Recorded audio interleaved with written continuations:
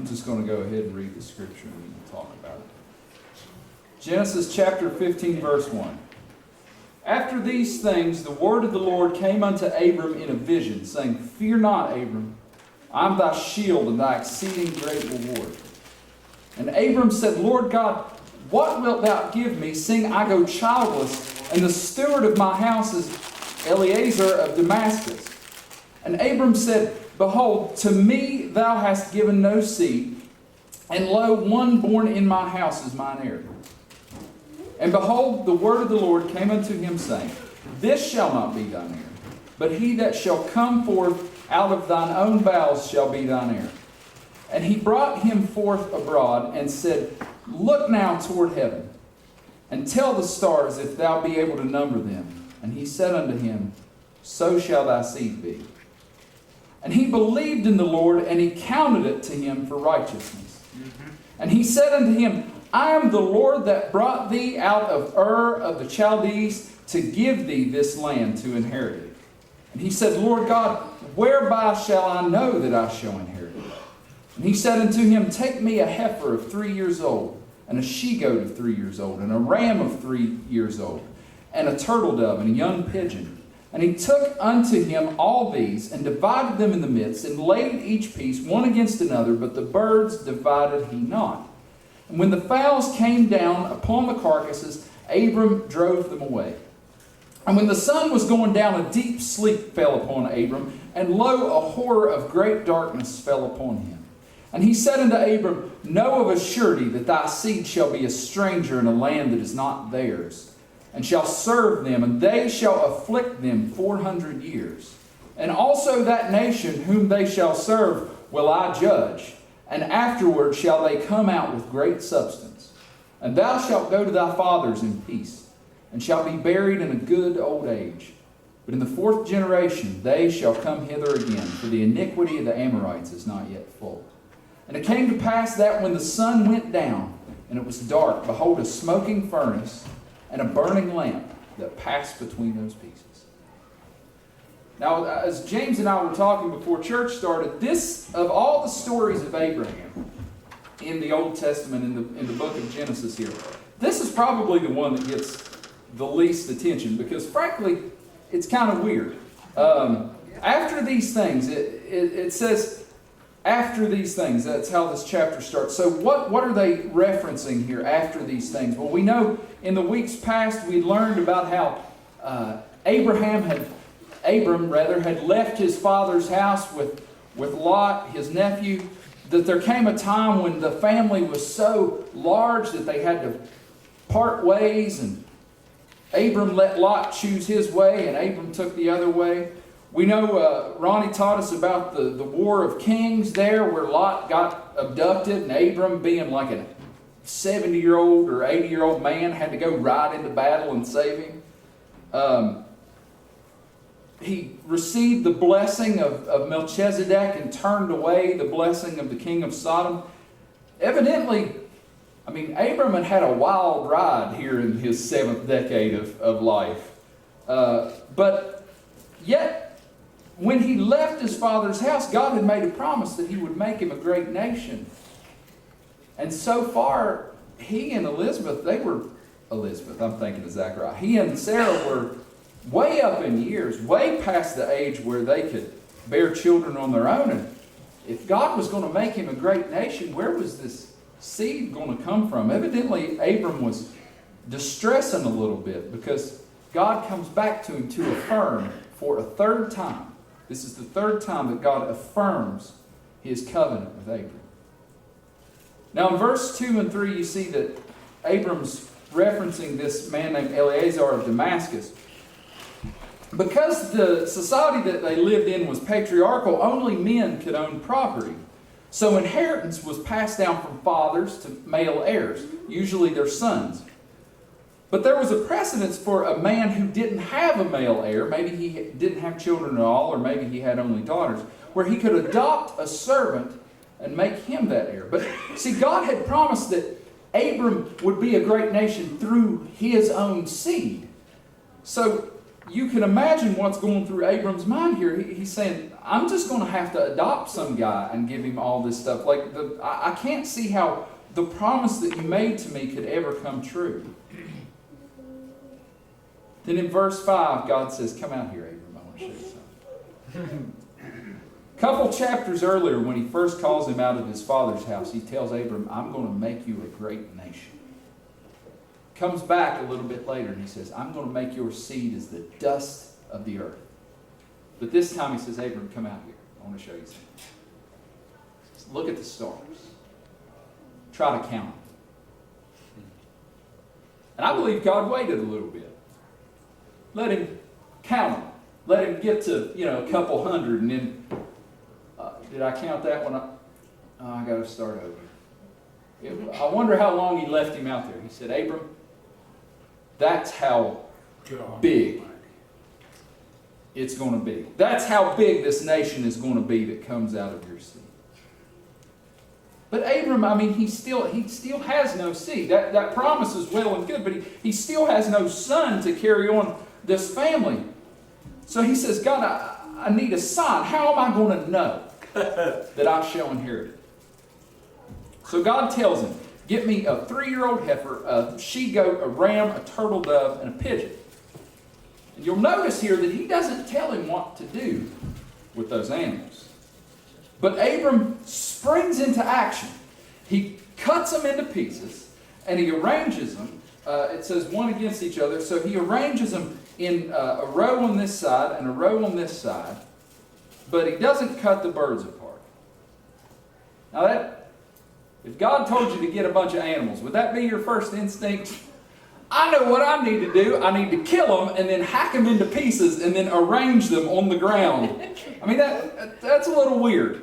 But we forget sometimes that the events that take place in the Bible did not happen in a vacuum. These were real people. They lived in a society. They lived in a culture around other people. These were not just cardboard cutouts. They were people like us. Like if somebody said, all right, I'm going to sell you my car. All right, that's a good deal. Go get me a pen. You know that he's going to sign the deed over to you. So when God tells Abram to go get these animals, he knows what's happening here. Because in Mesopotamia in that time, there was a standard way of making a covenant. You would get sacrificial animals, and Abram knew that a heifer, a she-goat, a ram, a turtle dove, a pigeon, those were sacrificial animals. You would cut them, you would kill them, and you would cut them into pieces, and you would arrange them in a row like that, like he did.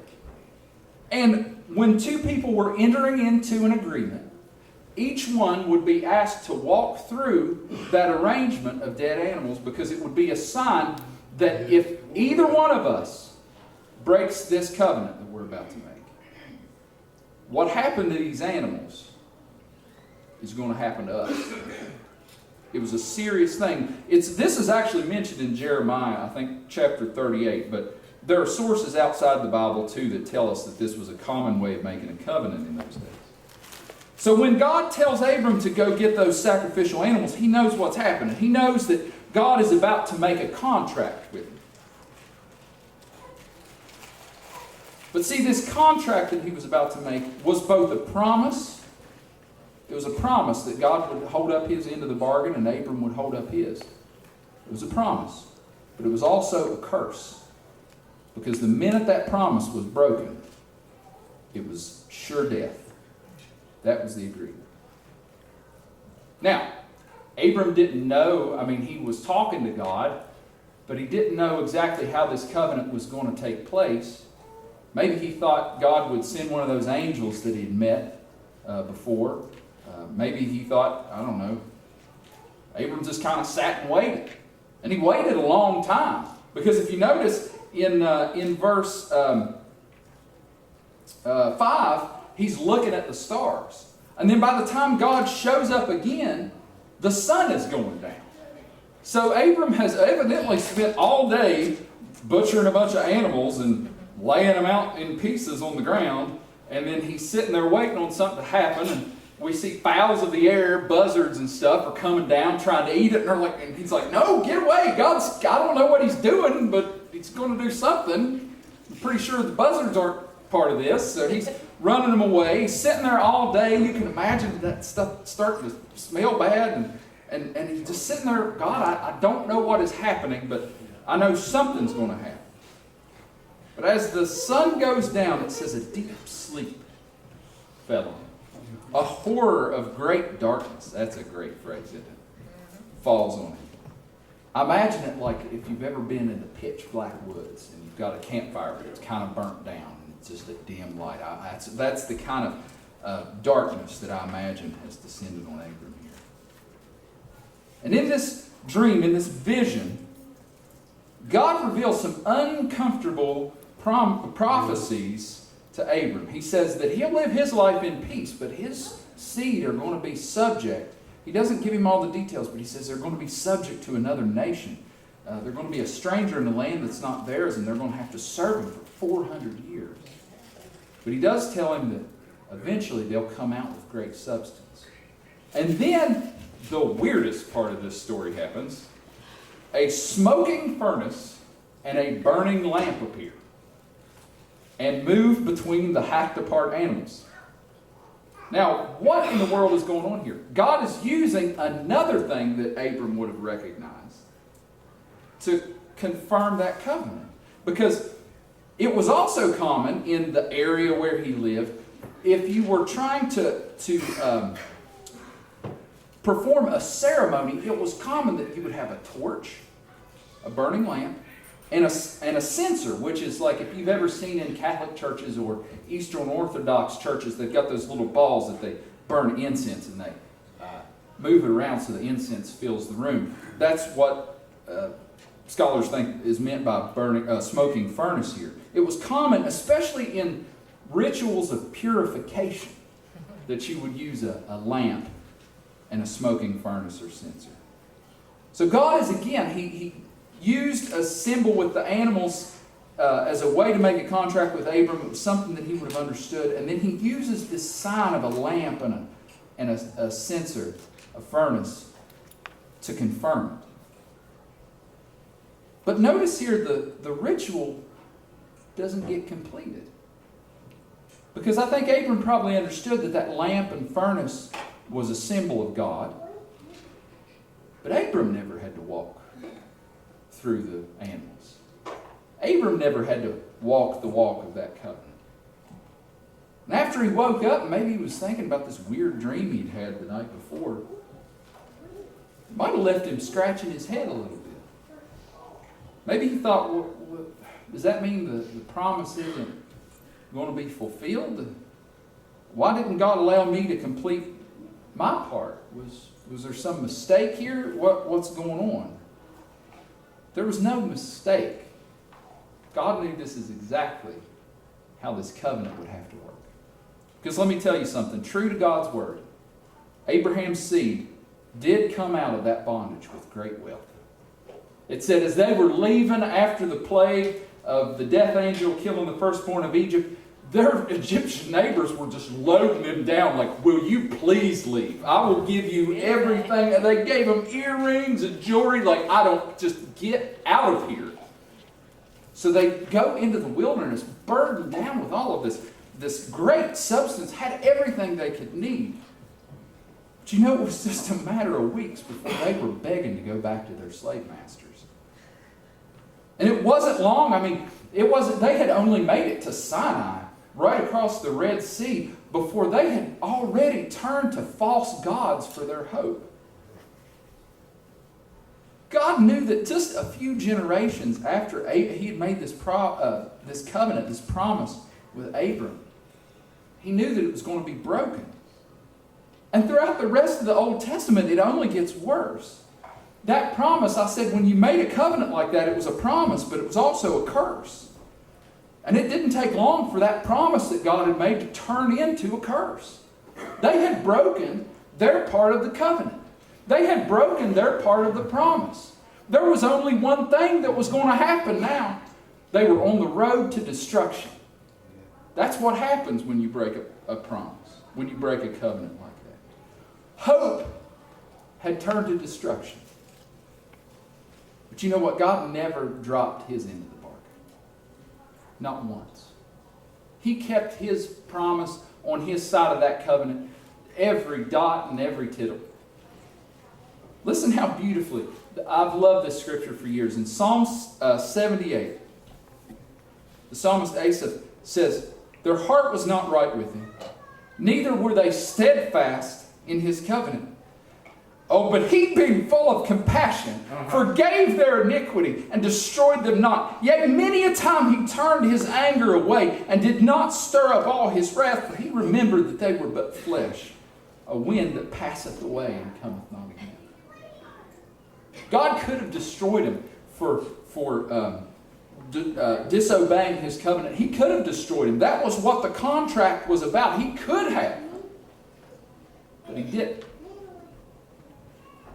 He remembered that they were but flesh, a wind that passeth away and cometh not again. God in His mercy did not make Abram walk through that path of destruction. There was a debt that had to be paid, but God knew that man couldn't pay it. In Galatians chapter 3, which we just got finished studying, as you'll remember, Paul is reflecting on this exact same chapter of Genesis, this exact same text that we're looking at this morning. In verses 8 and 9, he points out how Abram's righteousness came not by his actions, but by his faith. Paul writes, even as Abraham believed God, and it was accounted to him for righteousness, know ye therefore that ye which are of faith, the same are the children of Abraham. But a little bit later in that book, in verse 10, listen to what he says. For as many as are of the works of the law are under the curse. Yep. Remember, the covenant starts out as a promise, but when somebody breaks it, it turns into a curse. For as many as are under the works of the law are under a curse. For it is written, cursed is everyone that continueth not in all things which are written in the book of the law to do them. Guilty is charged. The covenant had been broken. But later he says, Christ hath redeemed us from the curse of the law. I love this. Being made a curse for us. For it is written, cursed is everyone that hangeth on a tree. That the blessing of Abraham might come on the Gentiles through Jesus Christ, that we might receive the promise of the Spirit through faith.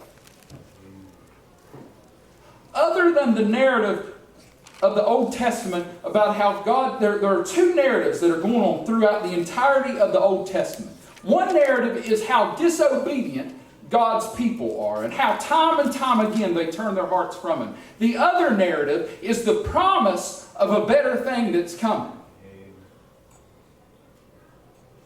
Jesus was the promise that God made in the Old Testament. Paul says the promise became a curse. He became a curse for us. The promised one, when the promise that God made to Abraham became a curse, He sent a better promise, and it became a curse too, to redeem us from the first curse.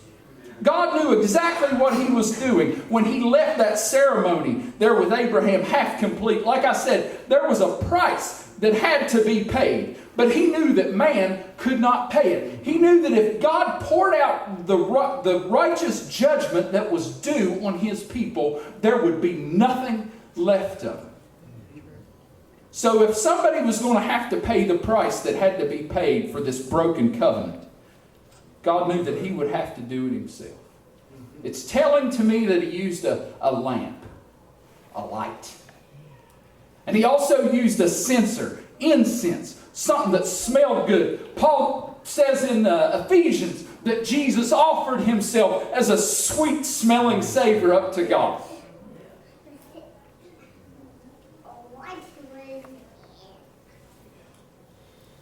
I'm so glad that God did not stir up all His wrath on me, but poured out that same wrath on Himself, on His Son Jesus. I should have been broken into pieces and left as food for the birds. But you know, the plan was never to destroy mankind. It never was. Jesus told his disciples, "Know ye not that the Son of Man came not to destroy men's lives, but to save them?" The plan all along was to find a way to reunify us with God. So God took the curse on himself and became a curse. And yet, so many people are walking a path of destruction that was never made for them. They're acting out a curse that they never had to do. They're acting out a punishment that they never had to do, whether they realize it or not. They're allowing themselves to be broken into pieces by sin. They're allowing themselves to be devoured by the forces of the world that descend on them when the light and the sweet-smelling Savior has already walked the path for them, has already taken on the wrath of the curse. So they don't have to. God performed his part of the promise, and then he performed our part as well. God's promise to Abram turned into a curse. But then he turned that curse into a promise. Whosoever will, let him come. Thank you.